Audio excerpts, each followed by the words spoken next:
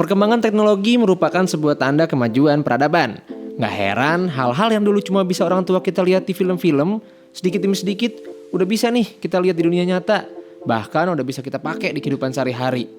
Nah, kemungkinan bagi para ilmuwan nih, misalnya kayak Galileo Galilei deh. Kalau aja si bapak dikasih kesempatan nih buat lihat kemajuan teknologi pada saat ini, pasti deh bakal terkagum-kagum. Buat para ilmuwan, kemajuan teknologi ini rupanya masih menimbulkan rasa haus. Walah, udah kayak pedang pasir aja nih. Maksudnya tuh haus buat terus berinovasi ya. Nah, inovasi-inovasi ini nih yang ngedorong para ilmuwan untuk menciptakan teknologi yang lebih mutakhir lagi. Oke, balik lagi dengan gua Ramdan. Ini dia 3 teknologi di masa depan yang bisa merubah tatanan kehidupan manusia dan mewujudkan impian para ilmuwan. Let's check it out. Yang pertama, nah ini dia teleportasi. Nah, buat kalian yang sering nonton film-film sci-fi atau sering main game online, pasti deh udah gak asing sama istilah ini.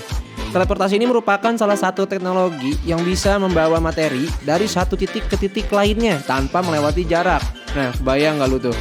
Nah, teknologi ini merupakan impian para ilmuwan untuk memajukan sistem transportasi manusia dan digadang-gadang sebagai temuan terbesar dalam sejarah. Ya, kalau misalnya berhasil ditemuin. Coba lu bayangin aja deh, kalau teleportasi itu ada, setiap orang bisa bepergian sesuka hati kemana aja dalam hitungan detik. Nggak ada lagi deh lu telat ke kantor, nggak ada lagi macet-macetan gitu. Bye-bye macet.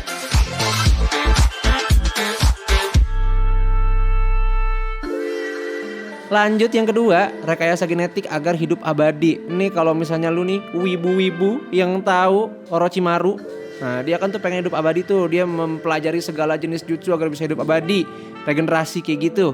Nah itu sebenarnya juga salah satu hal yang dipikirin nih sama para ilmuwan itu. Berumur panjang bahkan abadi merupakan hal yang udah sejak lama diimpikan setiap insan manusia. Bener gak sih? Nah, namun angan-angan ini bertentangan dengan kepercayaan agama. Tapi tetap aja ada yang coba merekayasa genetik dan segala kemungkinannya agar manusia bisa hidup abadi. Di California nih, di Amerika, beberapa ilmuwan meneliti bagaimana Hydra bisa hidup terus-menerus. Dalam hasil tersebut, ilmuwan berpendapat bahwa hal itu bisa diaplikasikan juga pada manusia. Menarik sih. Hydra-nya bukan Hydra ini ya, pesawat GTA, bukan Hydra, Hell Hydra, bukan. Ini Hydra yang tumbuhan itu, hewan laut. Cari sendiri.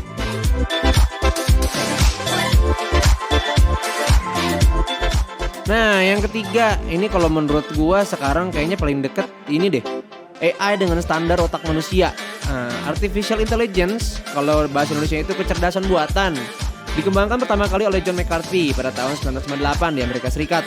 Nah, awal mula pengembangannya itu sebuah bahasa pemrograman komputer yang diberi nama LISP atau LISP. Nah, hal tersebut juga memungkinkan komputer untuk melakukan penalaran logika layaknya manusia. Nah, ini bertahap ya pembentukannya karena kan logika manusia itu sebenarnya kompleks, dimasukkan sedikit-sedikit nih. Si AI ini bakal belajar dengan sendirinya sampai dia bisa bisa mendekati kemampuan otak manusia. Kalau dipikir-pikir ya serem juga sih, karena kalau misalnya udah mikir sendiri, apalagi kalau misalnya dia udah bisa menimbulkan emosi, itu lo lihat deh kayak Ultron. Nah, bisa aja dia malah memberikan efek negatif pada peradaban manusia. Nah, maka harus hati-hati juga, nggak boleh maju doang, tapi banyak pertimbangan yang harus dipikirin lagi.